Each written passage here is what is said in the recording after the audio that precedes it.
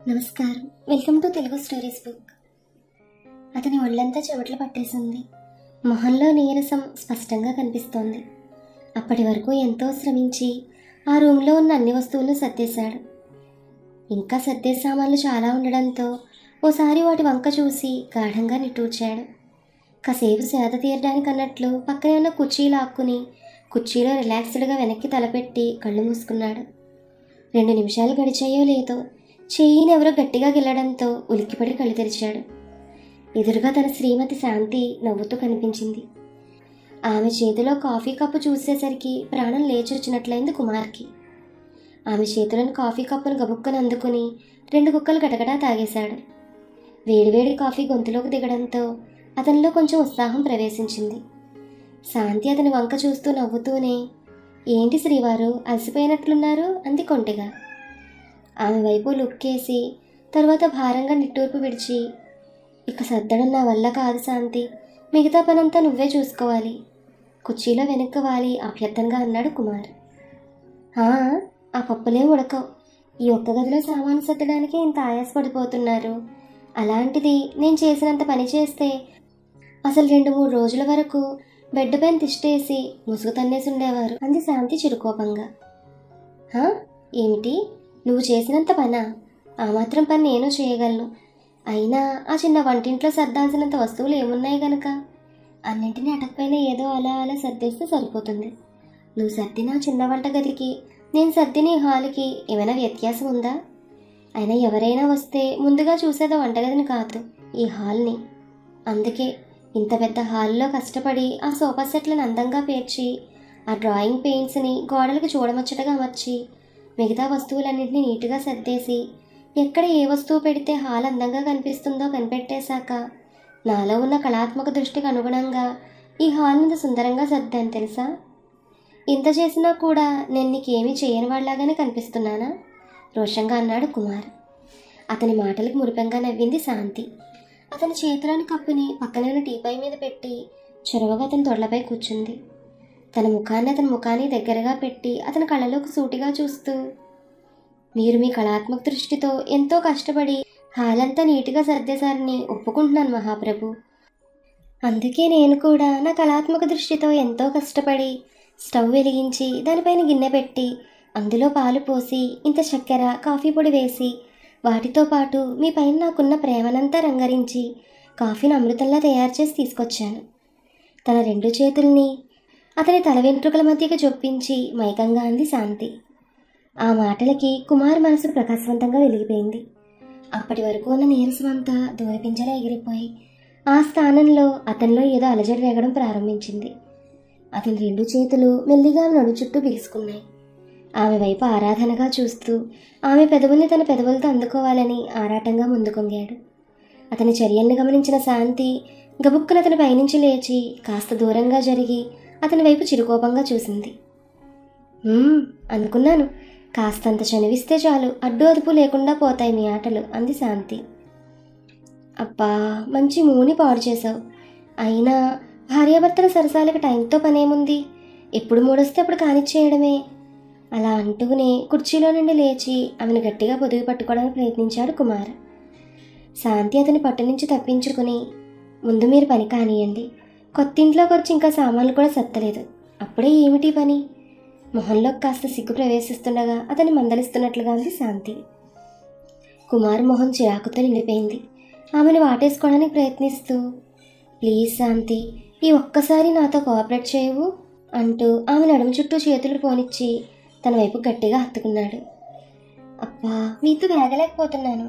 అతని చర్యలకు సహకరిస్తూనే కాస్త అసహనంగా అంది శాంతి. "నువ్వు అలా మొహాన్ని అష్టవంకరలు పెట్టి నా మూడిని పాడు చేయకు." చెయ్యను, కానీ మీకు ఇది కావాలంటే ముందు మీరు పని చేయాలి అంది కొంటెగా శాంతి. "ఏంటా పని చెప్పు, క్షణాల్లో చేసేస్తాను" సంతోషంగా అన్నాడు కుమార్. "సరసాలకు కూడా సరైన చోటు కావాలంటారు. ముందు మీరు వెళ్ళి బెడ్రూమ్ గది నీట్గా సర్దేసేయండి, ఆ తర్వాత" అంటూ సిగ్గుతో తలదించుకుని అతని బొక్కను గిల్లింది శాంతి. కుమార్ సంతోషంతో ఎగిరి గంతులేస్తూ, "అదెంత పని, 1/2 గంటలో మొత్తం సర్దేయను." కుమార్ ఉత్సాహంగా బెడ్రూమ్ గదిలోకి దూరిపోయాడు. అతను వెళ్ళిన వైపు మురిపెంగా చూస్తూ మళ్ళీ వంటగదిలోకి నడిచింది శాంతి. డబుల్ కాట్ మంచాన్ని కష్టపడి గదిలోకి చేర్చాడు కుమార్. దాన్ని ఎక్కడ సెట్ చేస్తే అందంగా ఉంటుందో ఒకసారి ఆలోచించుకుని నీట్గా సర్దాడు. బెడ్ పైన పరుపును వేశాడు. పక్కనే ఉన్న పెద్ద చెక్కపెట్టలో ఉన్న దుప్పట్లన్నీ దిండ్లని తీసి పరుపు పైన వేశాడు. అంతా నీట్గా సర్దాడు.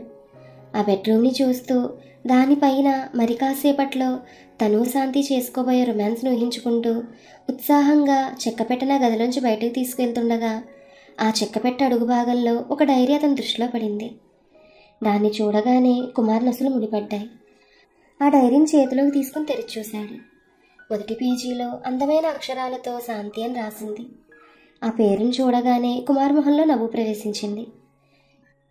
శాంతి తన పర్సనల్ విషయాలను డైరీలో రాసుకోవడం అలవాటని తెలిసినా కూడా ఒక్కసారి కూడా ఆమె డైరీని చదవాలనే ఆలోచన రాలేదు కుమార్కి. కానీ ఇప్పుడు ఆమె డైరీ తన చేతిలోనే ఉంది కాబట్టి దాంట్లో ఆమె ఏం రాసుకుందా అనే కుతూహలం ఏర్పడింది కుమార్కి. అప్పటికైతే ఇంకా తమ పెళ్లి కాలేదు. మొదటి 4-5 పేజీలు తిప్పిన తర్వాత ఒకచోట టక్కుమని ఆగిపోయాడు కుమార్. ఆ పేజీలోని అక్షరాలను చూడగానే అతని నొసలు ముడిపడ్డాయి. ఉత్సుకతతో ఆ చదవడంలో నిమగ్నమైపోయాడు కుమార్. ఈ రోజు నా జీవితంలో మరపురాని రోజు. ఏ ఆడపిల్ల అయినా యవ్వన ప్రాయంలో తన జీవితంలో అడుగు పెట్టబోయే వాడి కోసం ఆలోచిస్తూ కళ్ళకంటూ ఉంటుంది.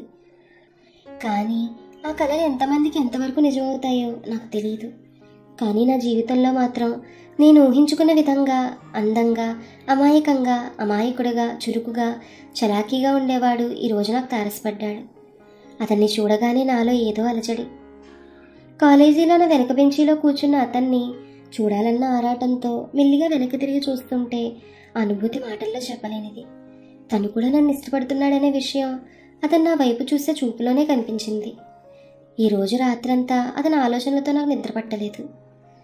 అది చదివిన కుమార్ ఆశ్చర్యంతో కళ్ళు పెద్దవి చేసి మరో పేజీని తిరిగేశాడు. నేను కాలేజీకి వెళ్ళగానే నా కళ్ళు అతని కోసం గాలించాయి. ఈరోజు అతనితో మాట్లాడాలని అనుకున్నాను.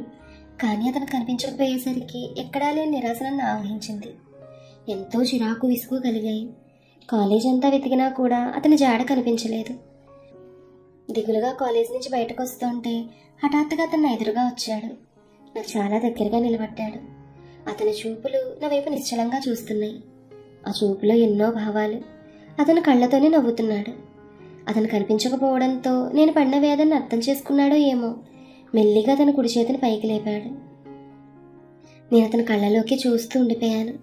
మా ఇద్దరి మధ్యలో అందంగా ఎర్రగా మెరుస్తూ కనిపించింది గులాబీ పువ్వు. అతని చేతిలో ఉన్న పువ్వునందుకుని చటుక్కున అక్కడి నుంచి పరిగెత్తాను. ఈ రోజున ఆనందానికి అవధులు లేకుండా పోయింది. అతను నా కోసం ప్రేమగా ప్రెజెంట్ చేసిన ఆ గులాబీ పువ్వుని చూస్తూనే తెల్లవార్లు గడిపాను.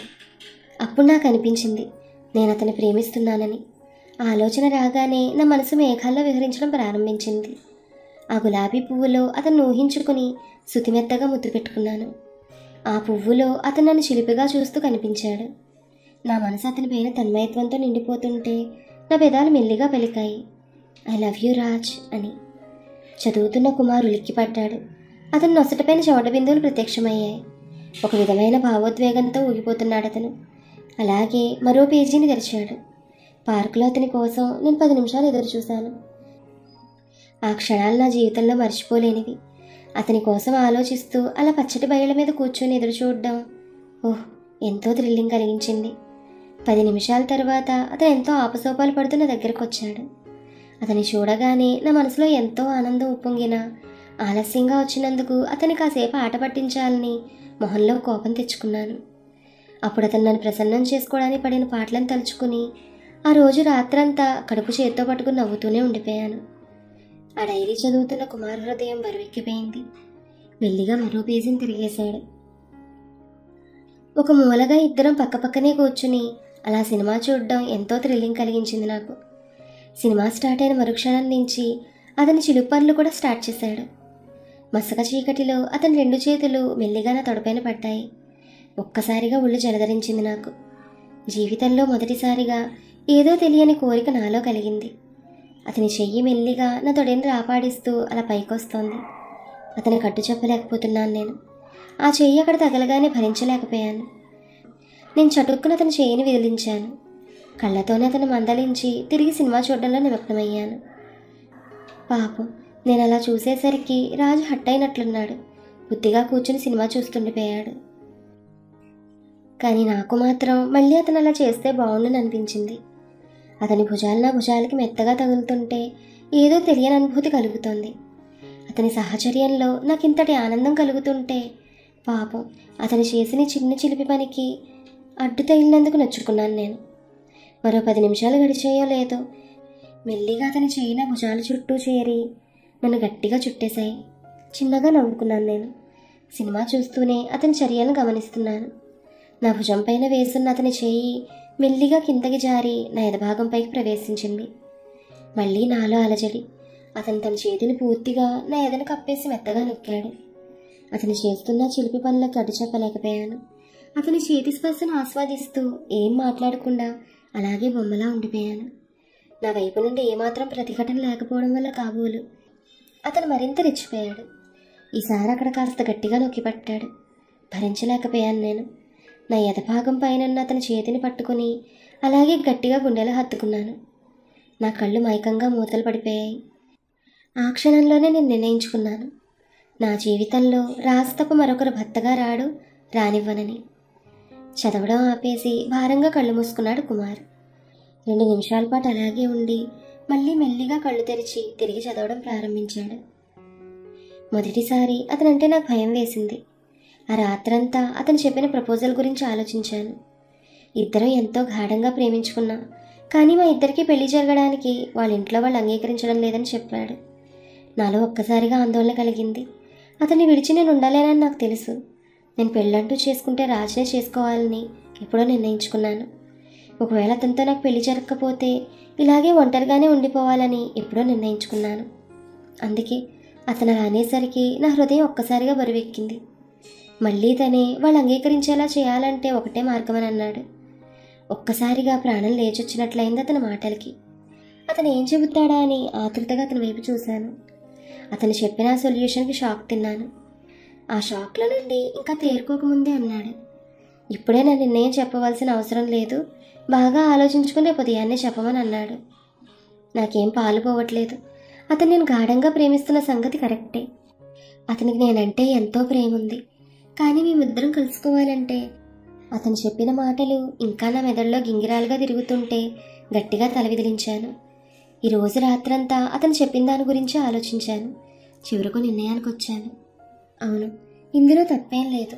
నేను అతన్ని ఎంతో గాఢంగా ప్రేమిస్తున్నాను. అతని సాన్నిహిత్యంలో నేను లోకాన్ని మర్చిపోతున్నాను. నేను ఏది కోరితే అది క్షణాల్లో అతను నా ముందు పెడతాడు. నేను నవ్వితే నవ్వుతాడు, నేను ఏడిస్తే ఏడుస్తాడు. నేను ఏం చేసినా అతనికి ఎంతో అపురూపంగా కనిపిస్తుంది. నన్ను అతను ఒక దేవతలా ఆరాధిస్తున్నాడు. అయినా తను చెప్పిన మాటల్లో నాకు నిజాయితీ కనిపించింది. అతను నిజంగానే నన్ను తన దానిగా చేసుకోవాలని ఆరాటంతోనే ఈ నిర్ణయానికి వచ్చాడని అర్థమైంది. 2 మనసులు ఎంత గాఢంగా ఏకమైన తరువాత 2 శరీరాలు కలిస్తే తప్పేంటి?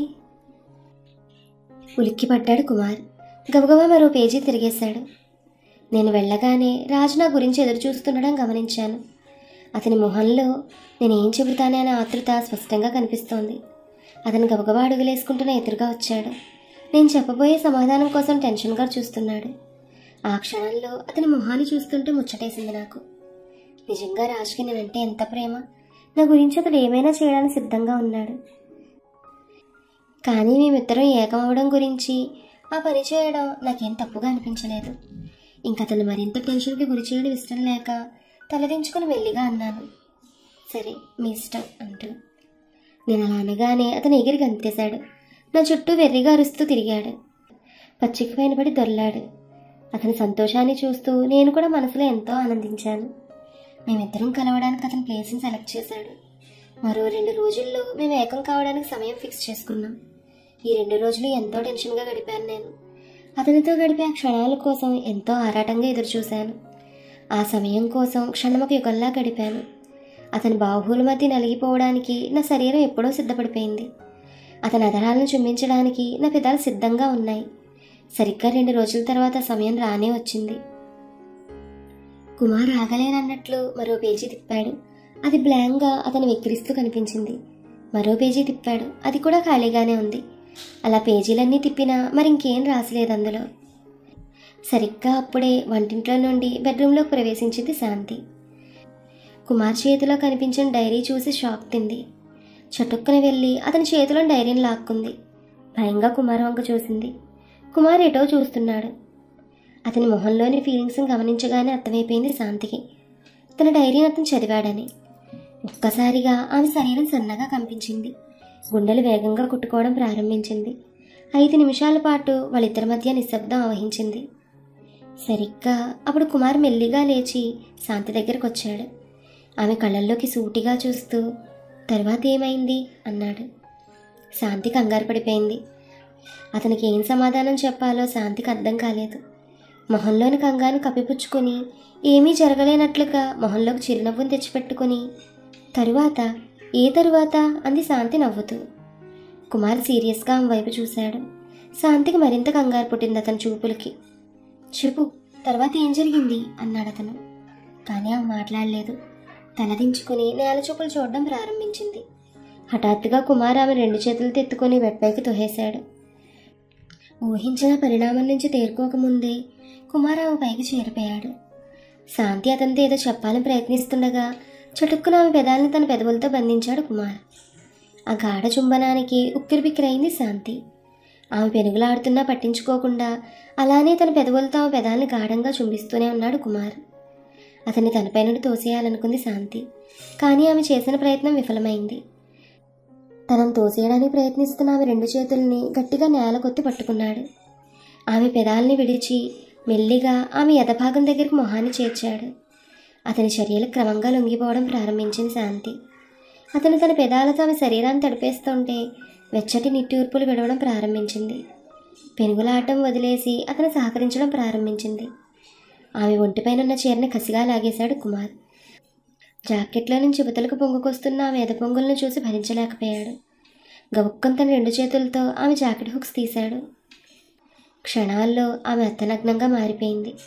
ఆమెను గట్టిగా హత్తుకుని కసిగా నలిపేస్తూనే మరో చేత్తో లంగాముడిని విప్పి దాన్ని కూడా ఆమె నుంచి వేరు చేశాడు. ఆమె పూర్తి నగ్నంగా మారిపోయింది. తను కూడా పూర్తి నగ్నంగా మారి ఆమె మీదకు చేరిపోయాడు కుమార్. వాళ్ళిద్దరూ లతలా పెనవేసుకుపోతూ ఒకరిని మించి ఒకరు పోటీపడి ముద్దుల వర్షం కురిపించుకుంటున్నారు. వాళ్ళిద్దరి మధ్య గాలి కూడా చొరబడినంతగా హత్తుకున్నారు. వారి ముఖాల్లో చెమట బిందువులు ప్రత్యక్షమై తడుపుగా మెరుస్తున్నాయి. కుమార్ ఆమె మీద నుండి కిందకి జారి తన పెదాలతో ఆమె శరీరాన్ని చుమ్మించడం ప్రారంభించాడు.